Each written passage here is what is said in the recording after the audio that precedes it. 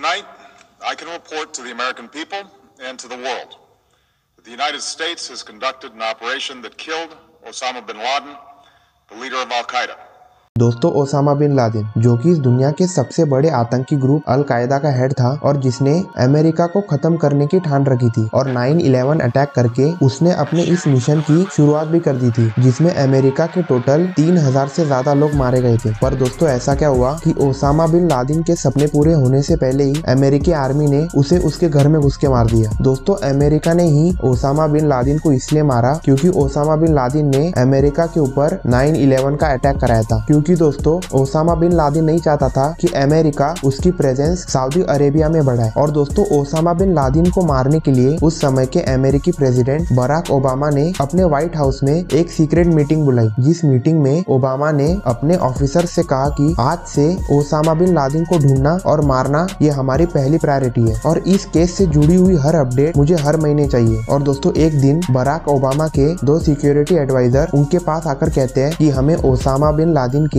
एक बहुत बड़े खबरी का पता चला है जो ओसामा बिन लादेन से बहुत बार मिलते रहता है। और जब हमने इस खबरी के फोन को ट्रैक किया तो हमें ये लोकेशन पाकिस्तान के कैपिटल इस्लामाबाद से 35 किलोमीटर दूर एक गांव के एक बहुत बड़े घर की मिली। और दोस्तों, उन सिक्योरिटी एडवाइजर्स के हिसाब से ओसामा बिन लादेन इसी घर में इसलिए हो सकता है क्योंकि ये घर अपने आसपास के घरों से करीब करीब 8 से 10 गुना ज्यादा बड़ा था। और दोस्तों, सबसे बड़ी बात ये है कि उस घर के मालिक की ऐसी फाइनेंशियल कंडीशन ही नहीं थी कि वो इतने बड़े घर को लेना अफोर्ड कर सके। और दोस्तों, उससे भी बड़ी बात ये थी कि जो उस घर का मालिक था वो उस घर में रहता ही नहीं था, वो उस घर से सटे हुए एक छोटे से रूम में रहता था। दोस्तों, बराक ओबामा के हिसाब से हम ओसामा बिन लादेन को 2 तरह से मार सकते थे। पहला, उस घर के ऊपर सीधा फाइटर एयरक्राफ्ट की मदद से एयर स्ट्राइक करा दी जाए। पर दोस्तों, इसमें बहुत बड़ा रिस्क ये था कि इस अटैक में ओसामा बिन लादेन बच सकता था और आजू बाजू में रहने वाले करीब करीब 30 से 40 लोग भी मर सकते थे। और दोस्तों, दूसरा ऑप्शन ये था कि अमेरिका